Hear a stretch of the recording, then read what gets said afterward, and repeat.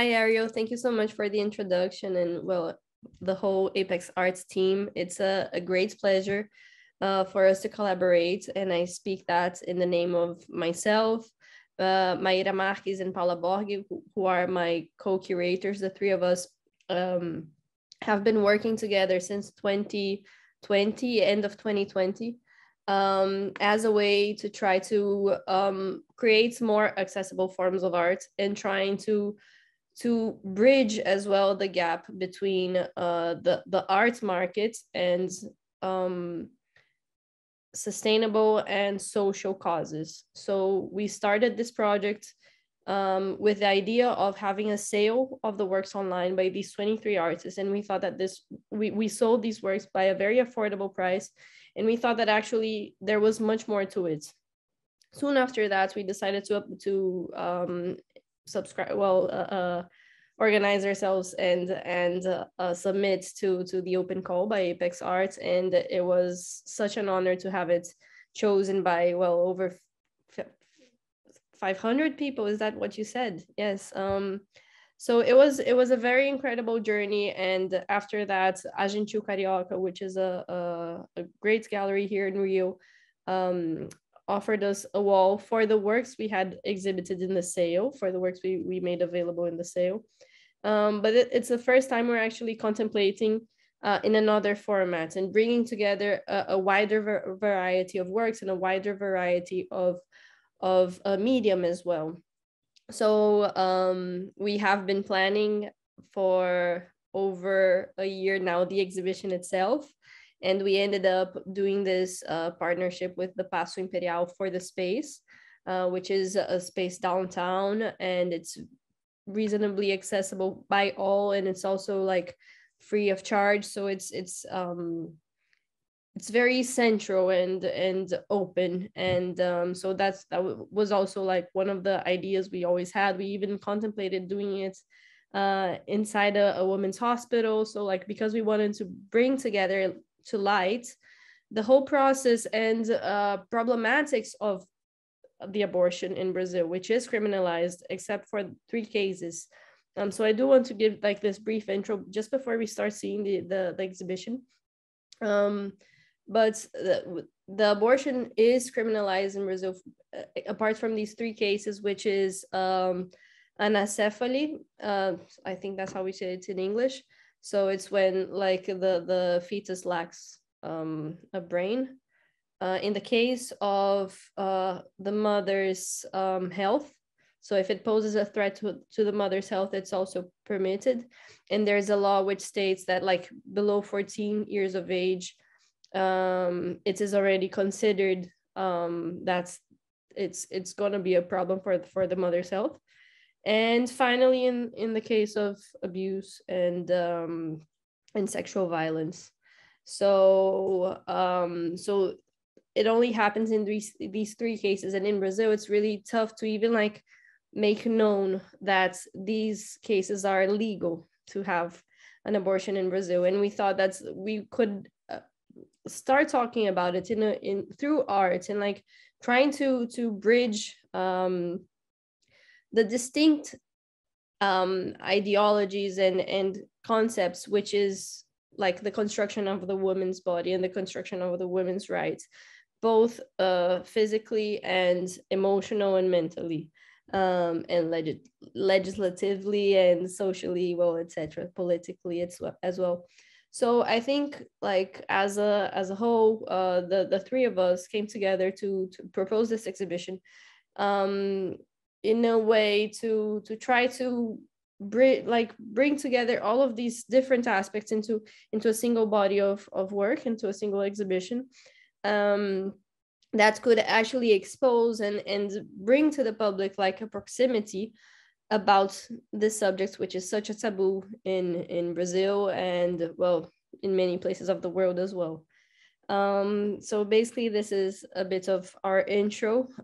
We are collaborating with 23 different artists, which is very, it's broad, it's big, it's very surprising, and I think we have amazing names in the curation as well. So like I'm personally very happy, and I think both my co-curators are as well. But yeah, so I think we can go and take a look at the virtual tour right now, and I can go through like each of the works, which I think will be interesting to even illustrate a bit of what I was speaking about. So yeah, so Arte pela Vida das Mulheres, in translation, Art for Women's Lives.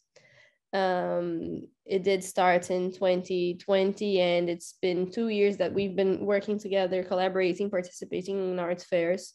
But this project was solidified with these 23 artists back in 2020, and it happened over and over in different models. And it's the first time, once again, that we bring together a body of work, a very unique body of work, which has never been shown together before, thankfully by Apex. So yeah, so when we continue on to, like, this is the first wall as soon as you walk through the door, and right on our left, and it's the work we're going to see now, it's a piece by Caroline Valenci. And it's, well, just to translate, like say what it is, it's like a piece of paper with relief, with an embossing, and it reads in translation: the sexuality should be treated with attention in times of great social stress. So what's it like to have a social stress? Like, what's it like politically, like actively a community having to question your own sexuality? And that's exactly what's happening, like in the discourse, not only of abortion, but of liberty of the women, liberty of LGBTQI community, of people of color, and amongst other things. In this case, we're talking about sexuality and about the body as a space of freedom. And it obviously can be expanded, but, well, since we're in the topic of abortion and people with uterus, literally, Caroline Valenci brings together this whole idea of how censored politics try to produce the society, like tries to make society believe that sexuality should be. And it's exactly like trying to rethink this whole aspect, like trying to regain control with a lot of attention, as she says, a lot of care and analysis, but not in a way which is just supposed to be vetoed or veiled. So I think it's a great way for us to open up the exhibition, because it brings together exactly this point between politics, society, and ourselves, like our individuality. So if we continue, soon after we pass the curtains, which goes on to 2 videos and Fabiana Falleiro's work, but we'll speak about it soon after. And we will now stop in front of Luciana Whitaker's C-sections. So these are our images of C-sections. So we can see the cut on several different bodies. And it's also about this. It's about the motherhood, about the generating life. So we are talking about this spectrum. We are not condemning or condoning any sort of behavior which a woman might choose to have.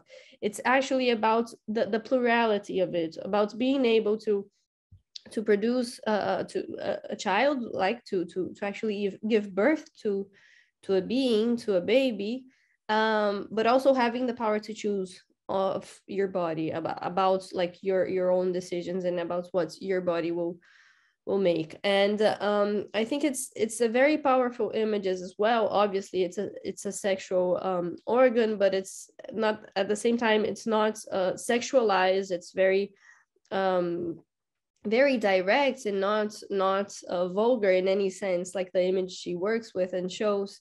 And also, until today, in 2022, there are still issues about C-sections, about it being still a taboo within the pregnancy realm, and like the understanding of the body as like birth has to be natural and so forth. But sometimes there are conditions which don't allow you to, and I think that's also like one of the debates of how we pay attention to the debates which we're creating as to women's bodies. So when we continue on to the right, we see a video on the background, and we see Moara Tupinamba's image of herself, Moara de Mariri, and she uses her own image and makes this collage using flowers very native to Brazil. She is from an indigenous tribe called Tupinambá, and she brings this whole idea of nature, like nature as a mother also provides it, and mother nature itself. So I think it's like, and the whole indigenous concept is always to go back to the land and to preserve your surrounding and preserve what should be growing and help it grow and flourish as well. So I think it's a very beautiful image where she puts herself as this kind of persona, or like as a broad figure of this nurturing being, which is Mother Nature. And then we will continue on to the next work. So we'll see, like, briefly now that the video will also show like the depth of the exhibition and how the works were positioned. So this is a work by Bia Hitz. We could show the videos later, or maybe make it available for online. And this is the work of Lenora de Barros, which is also which is also shown in the same TV. So it's two videos which they contrast, and I will read at the end of the tour. I'll read Lenora's translated as well. But so now we start seeing Val de Souza's piece, which are patois, and patois are objects usually made out of silver, which are used to protect and used to bring integrity. But it's also like some certain objects where people who were enslaved in Brazil started to collect to try to buy their liberty, their freedom. And it's even written freedom in the little piece of cloth on top in green, liberdade, which is the Portuguese word for it. So there are these like religious objects coming together, and it's the whole idea of freedom, and like what kind of freedom are we talking about, from the broadest sense to the smallest sense to the most particular aspect of it. And she, I think, as a Black woman, she brings together like this whole conception of freedom of women, of freedom of people of color, of freedom within society, whoever you are. So I think once again, like it's a piece which is bringing once again a plurality to the exhibition. So when we continue on to the show, we're going to see like a broader angle and of this kind of like straight. So there's Val de Souza once again. And the space is beautiful because it's all made out of arcs, and it's a very historical place. Like it's all organized by IFAM, which is like an institution for historical patrimony, etc. So we go into the space through the curtains provided by Fabiana Palheiros. And once you go through, which is gorgeous, you find this bed she makes with the pillows, with these throws, where each pillow has like a saying, one side of it. So it's this like, I forgot the name of this, but it's like this shiny kind of texture where one side is one color, and then the other side, when you kind of like pass your hand on it, it's another color and a saying. And usually these words or the phrases in it are talking about the whole concept of patriarchy. So one says like to want is to want, the other says like down with patriarchy, the other says what was it again? It was, now I forgot, I'm sorry, but it's like she brings to light like these funny phrases about the whole organization of society, of this very, very patriarchal society, and she does this in a teasingly and fun way. So I think that's also like a way to not only to lighten up the mood, but like to also like pose a serious question in just a daily life, kind of like on your own pillow sort of situation. And we've positioned this work in a way where you could also see both videos which are going through, which are by Calor, and by this one showing is Aleta Valentes. And Aleta Valentes is it's called Cam Girl, and it's a very interesting video because one is an endoscopy and the other one is a transvaginal exam, both filmed, right? And so it's about these two sexual organs, but seen from within. And it's really peculiar and unnerving because you see like the our insides, you see our guts, we see like the actual interior of our bodies, and it's kind of gruesome, to be honest. But it's this whole idea of like cam girl, and it's a very sexualized idea, right? It's a profession or an activity made by women on cameras, sexually pleasing a group of people, whoever choose to participate in that through the online. And so like when she bridges like this she does this wordplay, right, with the whole concept of these sexual organs, but seen from the inside. It's just like very unnerving. And then Calor, which is the other video, which shows also in the same space, she had an abortion. It was a spontaneous abortion. She was penalized by it because, well, lots of people critiqued her because not only did she write on her local newspaper from the northeast of Brazil, from Pernambuco, about her experience with this spontaneous abortion, which she didn't want. She really wanted to have the baby. She really wanted to have the child. And she was highly critiqued by it. And it was something which was not in her control. Actually, it was the exact opposite of what she wanted. So she produces this video using images of, I think, her own kid and of blood, and like she recreates the whole idea, but now in a more abstract sensorial way. So now we go back to the other side of the exhibition, and we see Kichi Paranagua's Veil, and we see now Ana Costa Silva and Nanda Felix's work, which is a mirror written, "Have you ever been called crazy?" And crazy with the A at the end, which is actually like a feminine noun. So it's a very interesting way of talking about the subject, because not it was even tough for me to film it because I didn't want to show myself, because I wanted to be impartial in the video. And that's, I mean, we could also debate about that, but it's like you see the reflection of the exhibition, you see your own reflection. I mean, it's a mirror. You see the reflection of the text. So it's positioned in a way where it's almost as if it was questioning the other works about their validity, right? When you're called crazy, you're basically dismissed. But when you're being questioned, it's about validity. So and there is this place of women being always categorized as the second person in society, right? It's a second kind of citizen. And I mean, this is the debates even like Simone de Beauvoir and people before her were speaking about.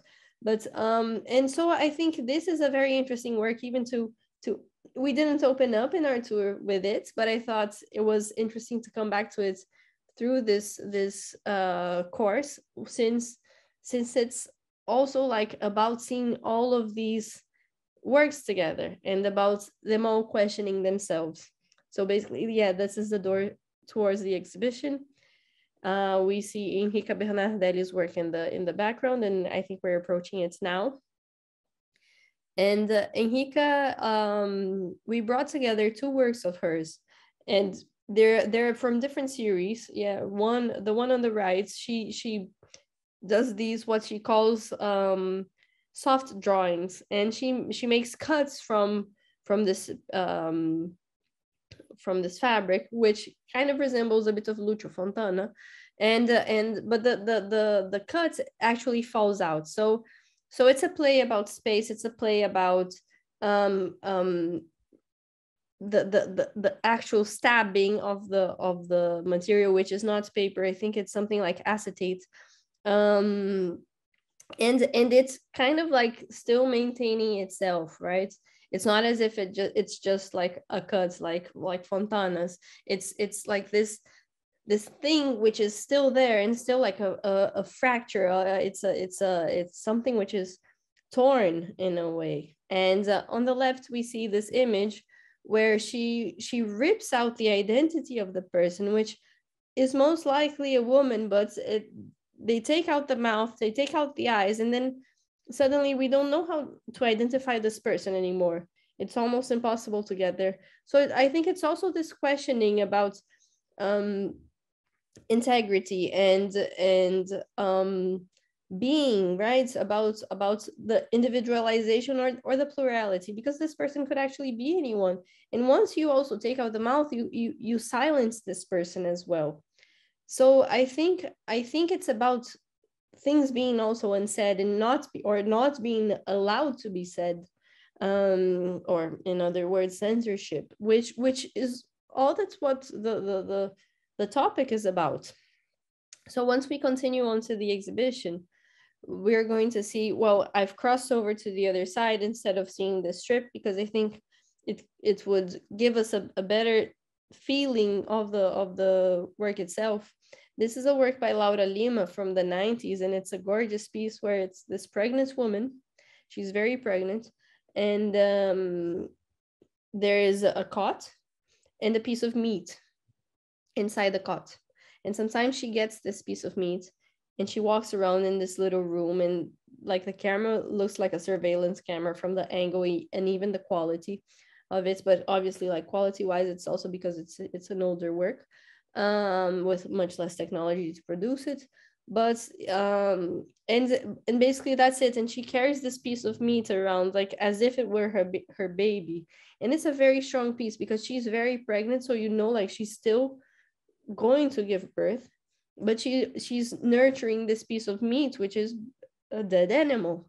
So it's a very, once again, unnerving, but also quite inviting, because apart from the meat and the gruesomeness of the situation, it's also a little bit ironic, a little bit light, a little bit funny.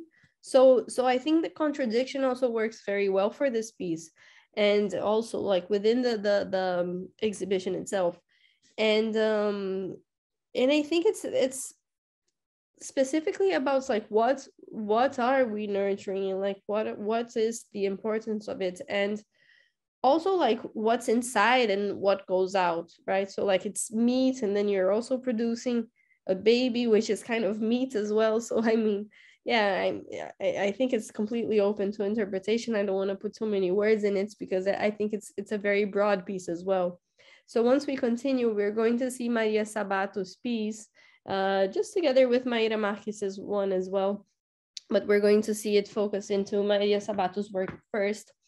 And this work is called República das Bananas, which is the Banana Republic. Oh, literally not the brand, but yeah. And she is basically like on a street fair. There are so many like men around her, and sometimes she eats the banana in kind of like an aggressive but sexual way. And she's announcing like the sale and like just calling out feminist remarks, etc. And then on the bottom she writes like it's rich in potassium. Potassium, the symbol is K, for the periodic table of elements. But also in Brazil, at least I couldn't say for other Portuguese speaking countries, but we use it as a way to say we're laughing. When we say like K K K K K K K, it's because like we're laughing. It's the same as haha or something of the sort. So I think it's also this kind of like joke with the potassium, with the ha ha ha ha ha. So like what exactly is this banana which we're eating, right? And trying to talk about this hypersexualized idea of women and of like and the banana shape itself. So once we continue on to Mayra Marquez's piece, I have to say I have a bit of a we say it's in Portuguese aflição. I'm gonna translate it to like I don't know exactly the word which which translates to, but it's affliction, I suppose, like it gives a bit of creep. And she has a little piece of wood inside her eye. Maíra is also the curator for the exhibition. So, and she's here today. So there is this piece of wood inside her eye, and she's looking out into the camera, or looking back to the viewer, right? But also her view is being impeded, and she's in a way trying to ask for help, but at the same time trying to deny help as well. Like she's within the photograph. We're not allowed to touch her. We're not allowed to help her. We only see her eyes. Maybe you're only going to know it's Maíra because you know Maíra, maybe not. So it's also like this place of like this woman who is there trying to figure out a situation, and there is a physical impediment to it. So there's a physical impediment to her view. So what's it like to have these impediments? And I think once again, it's all about this construction. And well, once we continue on to the exhibition, we're going to see like this whole street, and soon after we'll talk about a piece by Agrade Camis, but right now we're looking at Agrade Camis, which I think links very well with Maíra Marques, but right now we're looking at Maria Antonia's The Abortion. So it's literally titled The Abortion, and it's this woman crunching in the corner with blood coming out from her, and where she places her hand, it kind of has a resemblance to the shape of South America, which is similar as well to the shape of Brazil. So I won't speak much because I think the image speaks for itself, right? But I think it's just like this powerful image. It's a painting, which we don't usually see it on the floor, but it's placed on the floor. So there's this whole kind of tension as well about what we're seeing and how we normalize seeing this kind of images. And it's a tough position. It's possibly it's a kind of submissive position, but at the same time it's kind of like her not having the power to get up. So it's a very intense and complex piece to view, but it's a very neat and like straight on image as well. So it's about everything that it is, and also like specifically also about what we're dealing with the exhibition. And just above it we have another piece by her, which we're going to see as soon as the camera shows up, which is called Olympia, based on Manet's painting Olympia. But right now she reverses the role of putting the Black woman on the bed instead of as a maid in the background. And I mean, we can talk so much about this piece, but about Olympia's Manet's Olympia, but it's like for Maria Antonia, what I find is very interesting is that this woman, she seems like she's inside a shell, so almost like the Birth of Venus by Botticelli as well, where she is being born, or she's being in her own kind of space and constructing herself, and also very empowered, right? Like she looks back into the viewer just like Olympia does in Manet's painting, and she also kind of covers up her intimate parts just like Olympia from Manet does, in a kind of like, this is my space. So it's not inviting at all. It's actually kind of like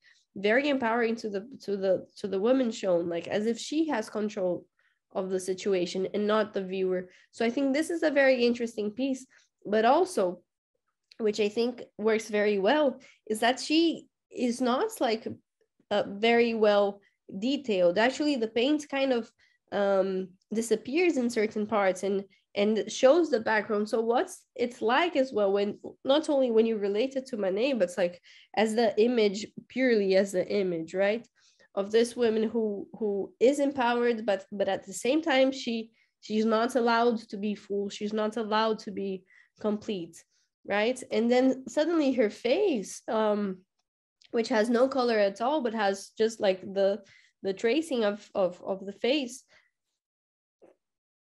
possibly has like white women features, or could have something a bit more more broad, I don't know, but the color of the body is of a Black woman. So where is this parallel? Like, who are these people, and how are they actually becoming a single person? So I think this is also a very interesting piece, and I mean, there's so much to it, and so much more can be interpreted from it.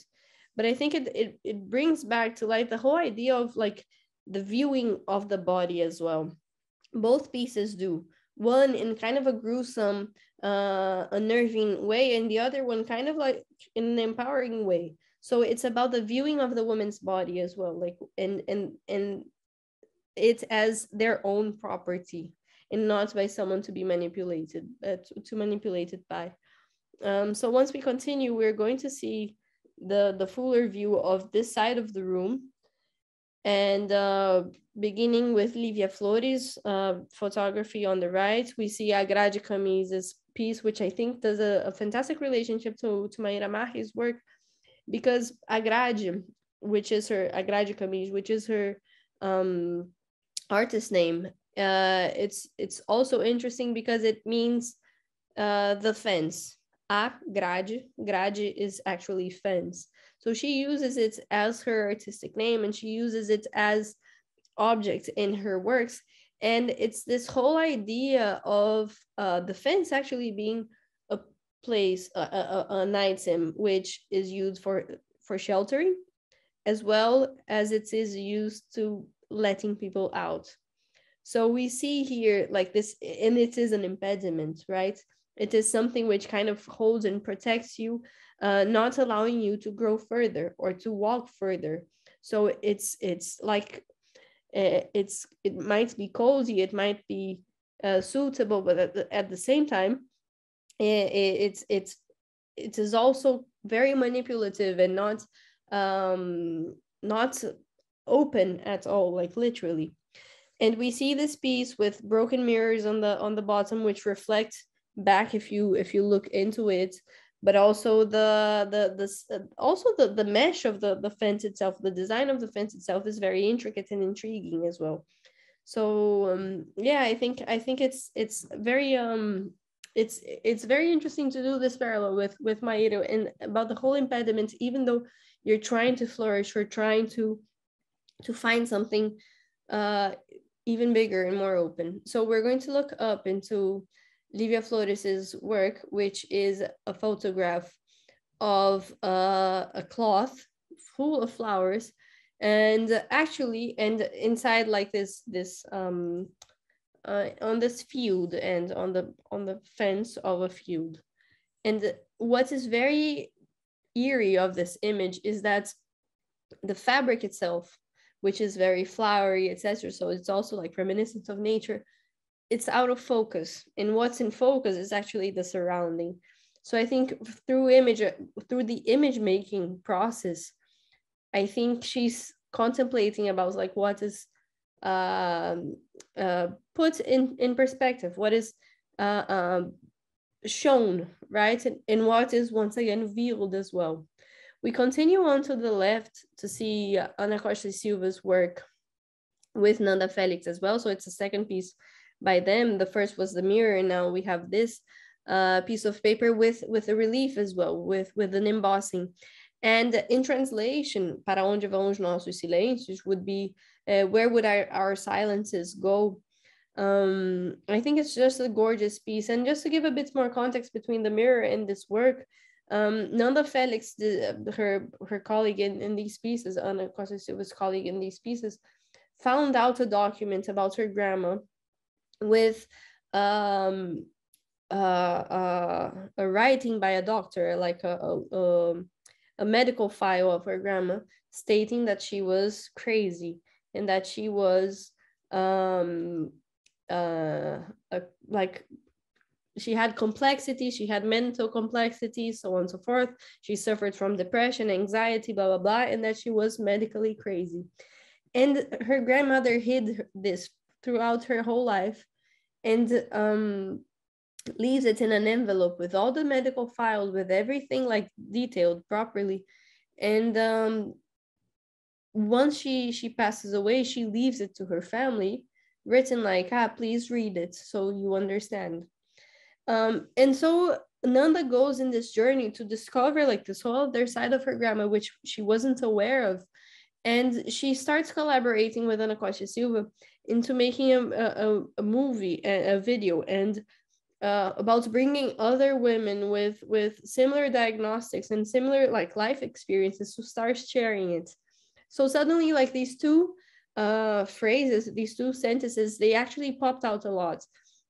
So interpreting them, it's also a way of us like once again looking in and sharing this collective experience of either being called crazy or being forced to hold our silences, and like where should we put them, right? Which archive box should we label our silences, and so on and so forth. Once we continue on to Rosângela Renault's piece, right on the left as well, it is a gorgeous work, also historical, and she gets these images, she collects these images, both manipulated by her or by in archives, and it's called Alice series, based on Alice in Wonderland's idea. And Rosângela works a lot with archives and cross historical references. And I think the whole idea of Alice, well, one these two middle pieces, like with the with these little girls kind of like in columns, three of each, they're written like Alice in the mirror, and then once is Alice, and then it's also reflected in her writing as well. So maybe you might see that there's a little bit of writing below each image. So she's kind of like narrating or storytelling within her piece, and using these also kind of random images, but which has a relationship to the story of Alice, which is very well known through the world, but in recontextualizing it in a sort of like unfabled way, very uncharacteristic, right? Like it's not a story for kids. I mean, that's even debatable to today, like the original work. So I think it's also the construction of like it's being reimagined and being once again this whole idea of the mystery, the whole idea of the enchantment that Alice brings, and like also the craziness that Alice brings as well. So once we continue to the exhibition, we're going to see a wider frame, also of this middle corridor, which we ended up starting by seeing Henrique Bernardelli's, and we then crossed over to the other side. So we start seeing, once again, in the back, way at the back, Val Souza's piece again, with the patois. Here we have Débora Bolsoni, and to the left we have Kitty Paranaguá. So we start with Kitty, and it's these 4 photographs of a woman kind of dancing, and it's printed in voile, in fabric, and you're permitted, you're allowed and invited actually to go in, and there is this kind of movement and levity and yeah, just freedom, which in a way I suppose it's also what the exhibition is about. And it's beautiful because it's kind of like a central piece in a physical way, right? It's literally located in the center of the exhibition, and it sees basically every work, almost every work in the show, because it's positioned exactly between the 4 columns inside the space. So there is this kind of like a cross situation which this work encounters. So it's also like kind of how each work is talking to each other, and kind of how they are confronting each other and complementing each other as well. So once we continue on and leave literally the inside, the interior of the fabric, we then encounter on the left Débora Bolsoni's piece, which Ariel was even using as her background here in Zoom. And it's called the hell of the good girl, or the good girl's health, I mean. And it's this schoolgirl's skirt, which is kind of being unveiled as a curtain, and it's very strange and nauseating actually to see this image of like being constructed of a schoolgirl, so someone underage who's possibly being unveiled undesired, like in a way which she doesn't allow. So but she does it very subtly as well, like it's unnerving, but it's also quite subtle, like she's not using the image of the girl, but it's also we positioned it as per asked by the artist in a skirt height. So suddenly, like, once again, we all can see ourselves in this position as well, as we do with many pieces, for sure. So we continue on to the right for the, I think for the final pieces now. And we see this little patch of brown on the wall, written Brasil by Fernanda Gomes. And this work is very interesting because there is this soap, this bar of soap by this company called Febo, where it's always comes branded, like you can find it everywhere. It's possibly one of the most popular soaps in Brazil, or at least in Rio. I to be honest, I cannot say for every single state, but at least in Rio it's definitely the most popular. And then one side you see the words Febo, and the other side you read the word Brazil. And so she gets a slice of it, and she just, with a little bit of water, she glues it onto the wall. And it's interesting because it's we were even trying to work with the lighting, like being a bit dimmer than usual, and then we couldn't read it properly, and also the color itself. And the whole idea of it being a soap is that it also like ends up stopping to show, like the words just um leave, right? So they're just like soaped away and washed away. So I think it's an interesting concept as well, and especially because the words Brazil is not, they're not like very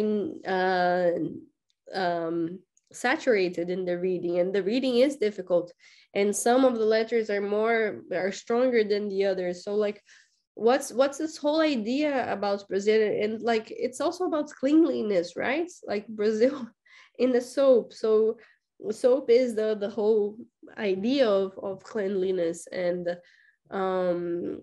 yeah, so I think it's an interesting parallel what um she brings in, a lot of irony as well in her work. And I think it's also like it helps as well build inside the exhibition of like this whole construction of ideology and politics, and of it being pristine and clean, etc. So I think this was also a very, very subtle piece, but very, very powerful piece in the exhibition as well. And finally, we're going to see Juliana dos Santos, which I purposely left as one of the last pieces, but I do want to talk about the two videos which we skipped on the TV. But this is what this is the image we've used as the cover, and it's a story of Catirina. It's the name of the work is Catirina, and she uses her own image as base of as a representation of Catirina, and she paints her face in a way only allowing the eyes to show, to be alive and look back at you. And I think it's so good that this piece is looking at crossing over Hit Paranaguás, and then suddenly finding Henrique Bernardelli's piece where the eyes are cut out. So like suddenly there are these two women looking at each other, but also with no possibility of seeing each other, and possibly as well eliminating the whole identitary situation, right? Their whole essence. So I think this concludes very well the exhibition and our tour today. But just quickly, I'd like to talk very briefly about the two pieces of video by Biarritz and by Lenore. And Biarritz brings kind of like a music video with very kitsch performances, and it's sung. I think we're gonna see it in like maybe, yeah, there is it. Yeah, cool. So this video, it comes together with this performance of like a singer, and and with music, which is just like reinterpreting a very seductive and sexual dance, but also like the embodiment of women, and I think it's just gorgeous. And then Lenora's piece, it's very powerful, where she is masked. Lenora de Barros usually uses her body a lot with her pieces, and she uses just a mask, so it's just like almost like a black screen with just a bit of the mouth, with like a meshed black screen, just a bit of the mouth moving, and she reads a poem, which I'm going to translate it now to you, and it reads, which I think, even if we don't see the image right now, I think it's a perfect way to end it, because I also think that it summarizes the exhibition as well. I mean, many of the works do, but still, like, so she reads, "They're women. A woman, the body of a woman, the body of ideas of a woman, the body of images of a woman. They're women. They're women who think about the body. They're women who think about their body. They're women who think with the body. They're women who think through the body. They're women who think for their body. They're women who think starting from the idea of the body. They're women who think starting from the idea of the body as of the body of the idea. They're women who think starting from the image of the body. They're women who think from the body of the image. They're women who think, the women." So I think this is I mean, a gorgeous way to end our tour today. And I hope the video showed well how the works are positioned and how they relate to each other, and how each work was also chosen to be in the show. And yeah, I don't know if I spoke too much, but I do think this was it. Like, basically, that's how our exhibition was organized. And yeah, that's it. I was wondering whether you guys have questions, or whether like there is some debate we could open up for. Yes, Gabriela, thank you so much. That is such a powerful exhibition. And like you said, we would like to open the chat up for questions. So if anyone in the chat does have questions, please feel free to insert them. Or like you said, any comments that anyone is willing or interested in debating, please feel free to put them in the chat. And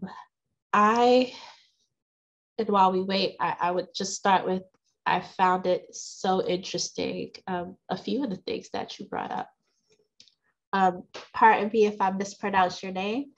Argrios said, "Thank you very much for the tour." Thank you. Thank you for being with us. It's beautiful. I think a lot of the things you mentioned, impacting women in Brazil, also shows in solidarity with how women globally are feeling in conversations about the body, conversations about their bodies and the rights they have right now. And it's a big and powerful topic.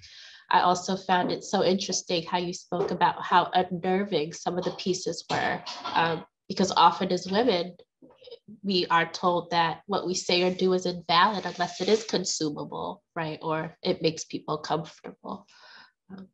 So that you put pieces like that in. Yeah, we tried once again we tried bringing the concept as plural as possible, both in terms of artists, so like very young artists, very established artists. I mean, one of Leonora de Barros is in the Venice Biennial, I think still at the moment. I don't know when it ends. But we also have like Calor, who is, I think, exhibiting with us at the first time in Rio. So there's this whole kind of Biarritz as well, which also builds like a music video. So it's a bit outside art. And I think that's the whole idea, right? It's like to actually try to broaden up the subject. And actually, once again, talking about unnerving, one thing which always worried us since the beginning was not being able to figure out how to broaden the idea of trans women or trans men inside this show. So like we brought women of many different backgrounds, ethnicities, states, ages, careers, etc. But we weren't able to try to figure out how we would talk about it, the LGBTQI community plus in community in this topic, in this case, which is such a pertinent case as well. Because once we started talking about like the uterus, where are we opening up the subject as well? So it's also unnerving to think about the difficulty to approach this kind of topic as well. That's true. Yeah. Okay. What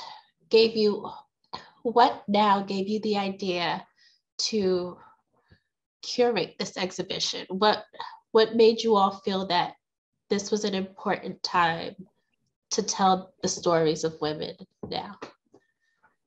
I think that's a very good question. So the exhibition was organized originally in 2020, and not that we were aware of while we were planning it, but exactly on the same day as the exhibition opened, there was a voting in Congress going on to see if they would de-instate the whole concept of the whole possibility of the abortion for people who are victims of social crimes, of social abuse, to not have abortions. So this is it's such a primal debate. Yeah. And still in 2020, 2021, 2022, we're still trying to struggle and go against it, you know, and having to talk about this.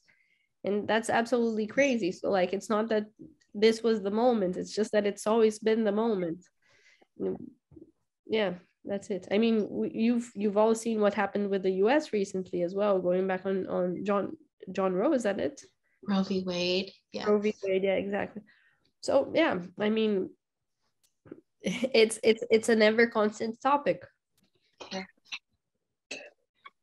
Thank you. It's sorry, Stephen. Did you want to? Well, I was going to ask Gabriela that there was an issue with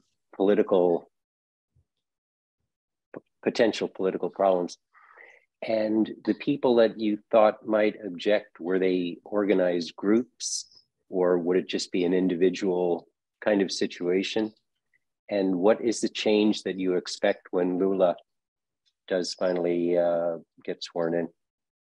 Thank you for your question. This is very good, and that it truly was an issue when we were planning the exhibition, especially with the Paso being a public space. So Bolsonaro brought a lot of unrest throughout Brazil, and until today, they're actually protesting, saying that the elections were rigged. I mean, they weren't, and like so much fake news were going round and round. And so we were worried because in 2017 we had a lot of censorship in relationship to works that spoke about sexuality within exhibitions. So these were censored. We ourselves actually put a sign in front of the door saying that only 18-year-olds should be going in. So like there's also this whole debate.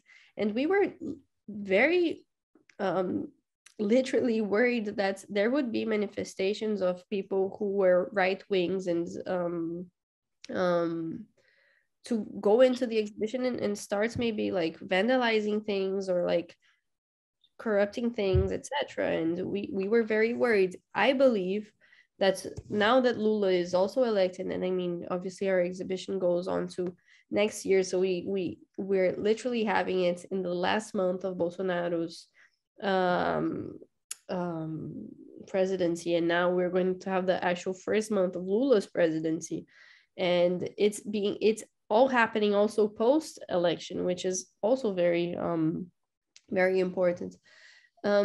I think it will bring some sort of ease on these kind of manifestations, or at least that's what I hope, of these kinds of views. But something which was very crazy that happened is that very recently, I think with pandemic and Bolsonaro trying to incite violence and like having very complicated speeches and discourses, people started being very open about their political views. And we started seeing actually like neo-Nazi sort of protests going on around Brazil, which at least I have never seen before. It's happening in Brazil. So this was very worrying for us as well, trying to talk about a topic which Bolsonaro's party and electors do not agree with, right? So yeah, that was our biggest fear. And even talking to the museum, they were like, let's find a room where, like, in case there are manifestations, we can just like lock the doors and pretend it never happened. And how crazy is that?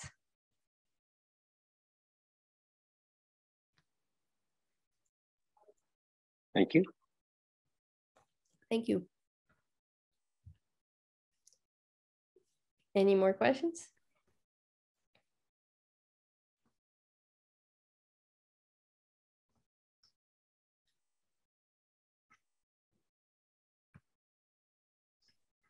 Wow, thank you for sharing. So not only is it like a